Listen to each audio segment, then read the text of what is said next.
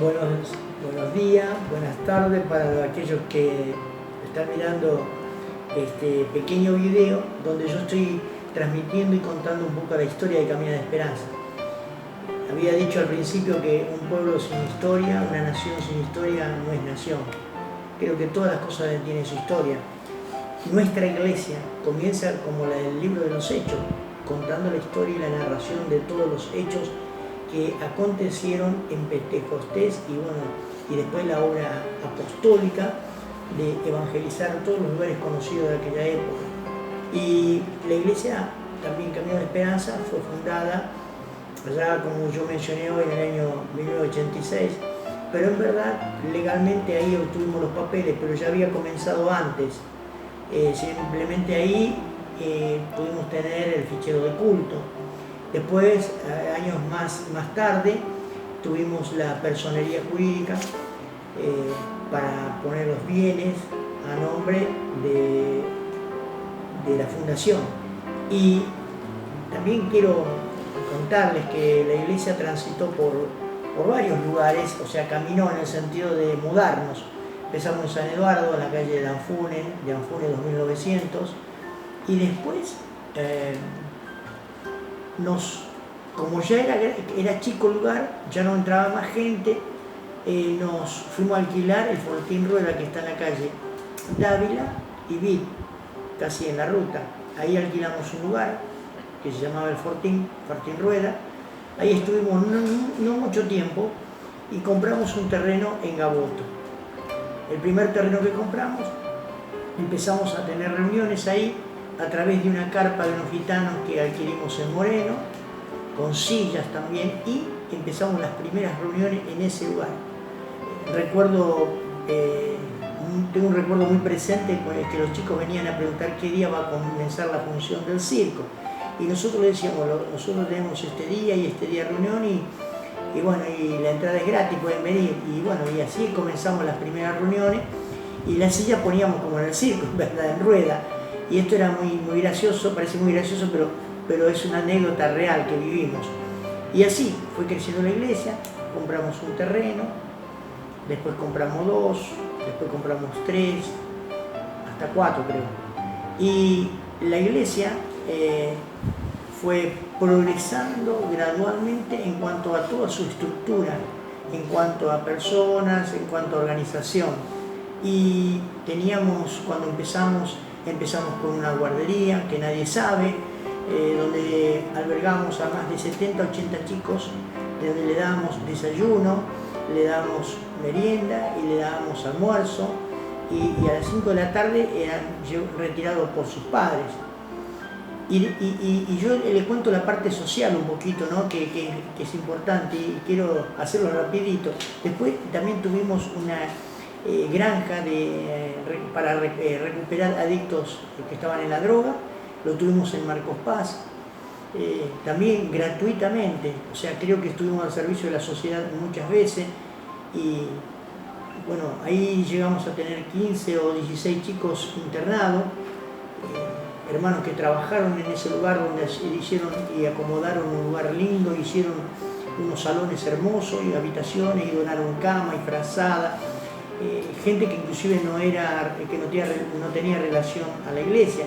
El Club de Leones de Marcos Paz, de San Antonio de Areco, donaron frazadas y colchones.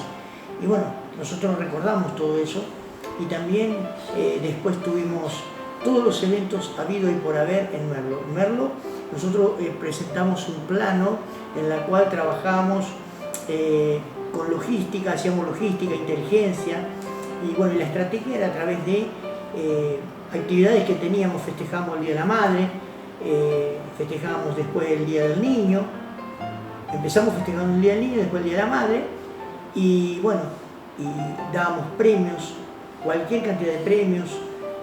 Recuerdo uno de esos premios que damos era, por ejemplo, un pony como primer premio, después dimos heladera, todo nuevo por supuesto, 7, 8 bicicletas, 7 lavarropas, así, utensilios de la casa, todo eso fuimos dando de premio. Y eso lo hacíamos aprovechando para predicar la palabra de Dios.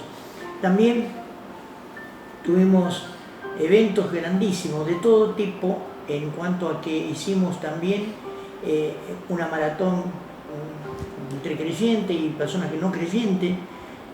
Tuvimos actividades de todo tipo, tuvimos actividades. La iglesia nuestra prestó el salón al colegio privado Bien y Paz, que está en la calle Gaboto, durante todo un invierno y un verano, para que hiciera fiesta, porque era una época que llovía mucho y ellos no tenían lugar para hacer fiesta afuera y nos pidieron prestado. Prestamos también a la escuela, creo que era la escuela 72, creo que es, o 74, no recuerdo bien el número, pero que estaba allá en San Eduardo. Y esa escuela nos pidió durante un año. Durante un año nosotros prestamos ese lugar, la iglesia, el predio, le explicamos todas las oficinas. Cuando se vino a inaugurar ese colegio, vino el gobernador de La Rioja, Romero, bueno, y nos felicitó por la obra que estábamos haciendo y nos agradeció por todo eso. O sea que siempre estuvimos al servicio de la sociedad en Merlo.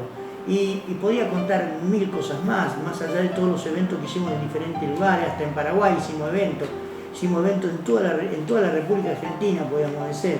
Pero bueno, es incalculable la cantidad de eventos y actividades que tuvimos. Merlo se divide en 5 zonas muy importantes, pero hicimos en los 60 y pico de barrios que tiene Merlo, hicimos casi en todos los barrios y llegamos a tener reuniones, casi en todos. O sea que logramos casi una soberanía total en Merlo, donde logramos conquistar el partido de Merlo. Creo que como fundador de iglesia, en cuanto a mi parte, creemos que hemos hecho el trabajo con esfuerzo y con visión, porque si no eso no se puede hacer, y que Dios estaba respaldando esto, ¿no? Pero quiero ir concluyendo o dándole un poco, tocar la otra parte, que la iglesia se fundó y no solamente trabajó en la parte social, sino evangelizó. Y yo no tengo datos fidedignos, no tengo datos exactos, pero sí hemos bautizado más de 100.000 y pico de personas, eso seguro que sí. Hemos bautizado muchísima gente, y ese muchísimo número se lo voy a dar cuando lo tenga, pero sí hemos trabajado en Merlo arduamente llevando el mensaje del Señor. Y también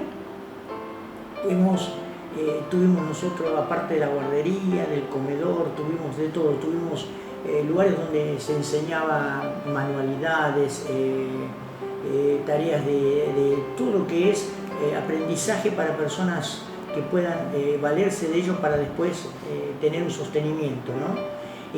Industria casera, todo lo que ayudaba a una persona a dignificar su vida en cuanto al conocimiento que tenía. Y bueno, la iglesia hizo esa tarea, evangelizó. Yo soy investigador de todas las cosas, y en una revistita que escribí por ahí mencioné que Hugo Alessandria fue uno de los que evangelizó mucho en Merlo, pero más evangelizó el pastor Nerveña. Yo recuerdo que no conocía a Dios todavía y me iba a unas campañas que hacían ellos. Otro pastor que había evangelizado muchísimo y ha ganado muchas almas es el pastor Francisco Ávalo. No se tiene que olvidar Merlo de sus fundadores y de sus evangelistas. Lamentablemente hoy hay un consejo de pastores que no tiene, no sé si es la capacidad de hacer eso o no tiene el interés de hacer eso, pero no hay ninguna información en cuanto a eso. Pero sí, siguiendo con la Fundación de Camino de Esperanza, fuimos creciendo, tuvimos iglesia en Chaco, tuvimos iglesia en Santiago del Estero, en Mendoza, en Corrientes, en San Luis La Toma, bueno, en muchas provincias, Misiones, por supuesto, Corrientes también, en Santo Tomé, y así en varios lugares, y aún más fuera del país también, porque en Paraguay hay un templo que en la actualidad está todavía, que es grandísimo, y en Paraguay tengo recuerdos muy hermosos de varias campañas que hicimos, donde se han sanado gente, por ejemplo, hemipléjica, paralíticos se han sanado, se han levantado y dieron testimonio. Y no dieron testimonio de palabras, sino la gente vio la restauración de esas personas. Así que la tarea y la labor evangelística, resumiendo todo esto, lo hemos hecho creo que en gran parte con el objetivo que teníamos, y hay cosas que no se ha logrado porque siempre tuvimos bueno, los vallados, las luchas y las dificultades que a veces se oponen a hacer todo eso. Hoy la iglesia no tiene estrategia, estoy hablando a nivel general, la iglesia no tiene estrategia, no tiene visión. La visión es el templo para los pastores nada más. Y alguien cuando quiere evangelizar lo primero que hace es querer hacer campaña. Y creo que la campaña ya no funciona más, es una estrategia que ya pasó. Creo que debe haber otro mecanismo para evangelizar. Aparte, pienso que la Biblia dice que cuando este evangelio sea predicado totalmente, vendrá el fin. Y creo que estamos muy cerca del fin. Estamos aproximándonos al final de los tiempos, y creo que hoy se ve la decadencia espiritual. Hoy está presente la iglesia de la Odisea, la que dice que tiene todo, pero es pobre, miserable, desventurada, ciega, que no ve nada, absolutamente nada. Entonces esa iglesia está presente, no ven las situaciones, no ven nada, absolutamente nada. Quiero también darle gracias a Dios porque recuerdo un salmo de David, que él dice: Señor, en mi vejez no me deje pasar necesidad, hambre, nada. Atendeme, Señor. Estoy parafraseando, ¿no? ¿Y saben qué? A mí nunca Dios me ha hecho faltar absolutamente nada. Por ahí hay personas que pueden mirar de otro ángulo o de otras perspectivas. Hablando de perspectiva, ustedes saben que yo me crié en la iglesia Nazareno, me desarrollé gran parte de mi trabajo, lo desarrollé ahí cuando empecé. Y yo estudiaba inclusive en un programa que se llamaba CENETA, que era de la iglesia Nazareno, que un día, creo que por falta de presupuesto, no pudieron venir más a Merlo. Y de ahí en más, yo me tuve que ir a otro seminario a estudiar después, donde me gradué en el Seminario Bíblico de Fe, del Milton Pope. Y ¿saben una cosa? Cuando yo me bauticé, se bautizó conmigo Clara de Marcos Paz, Sunilda Fernández, bueno, unas cuantas personas que ahora no recuerdo el nombre. Estaba la familia Romero, que eran de Lobo, y así mucha gente. Pero me desarrollé en la iglesia Nazareno y tuve experiencias hermosísimas.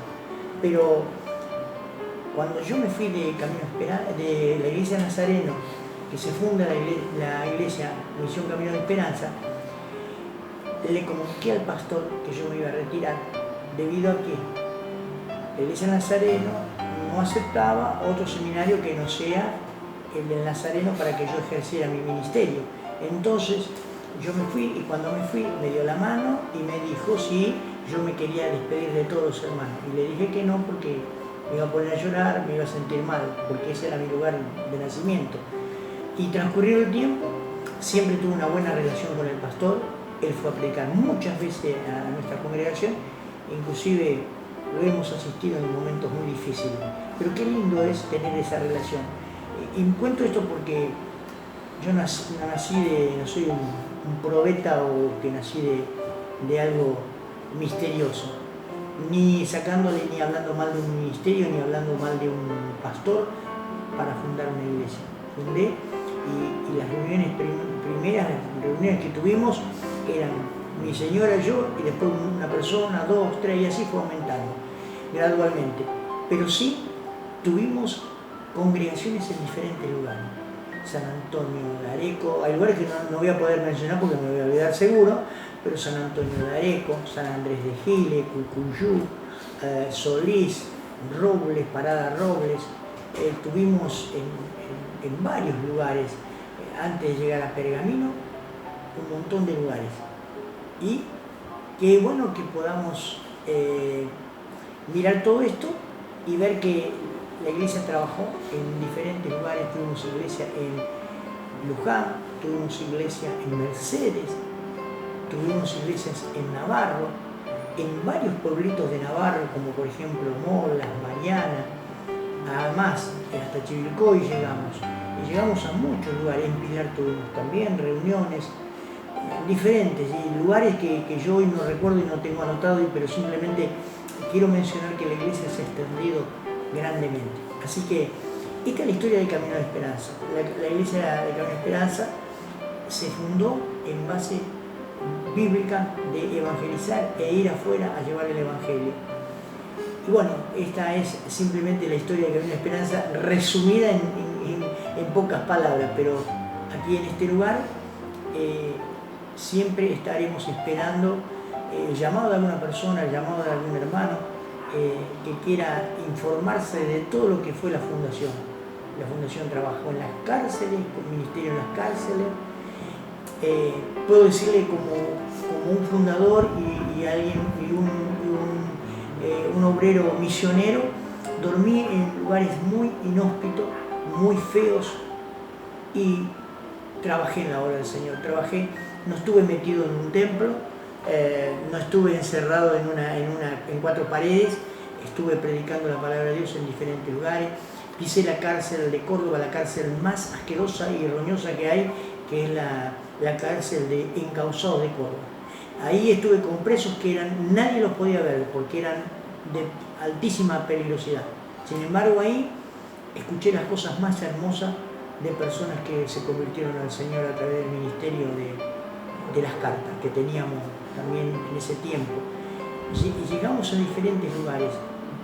Yo pude tener la experiencia de conocer muchos lugares y sobre todo de fundar muchos lugares donde, un ejemplo nada más, en Misiones, en San Javier, hicimos una campaña donde creo que se bautizaron, si mal no recuerdo, más de 40 y pico de personas en una semana de campaña. Y llegamos a ese lugar y hasta el día de hoy trabajo en una iglesia ahí todavía, creo que sí. Y bueno, este es el desafío que debe tener la iglesia hoy. Es interminable si tendría que contar todos los hechos. Yo estoy escribiendo un libro donde cuento testimonios de sanidad, de liberación. Hay un libro que estoy haciendo donde cuento la cantidad de gente que recibió, le fue emplomada las muelas. Tengo un libro que estoy empezando a escribir, que también estoy contando la vida de un hombre que fue mordido por un vampiro. Estoy contando también de personas paralíticas que se sanaron. Personas que he visto resucitar, estuvieron más de 10 minutos muertas. Entonces, ese libro lo quiero terminar y cuando esté listo se lo voy a ofrecer a aquellos que quieran verlo. Así que, bueno, muchas gracias de mi parte y luego seguiremos trabajando sobre esta información que es importante, que la iglesia debe saber.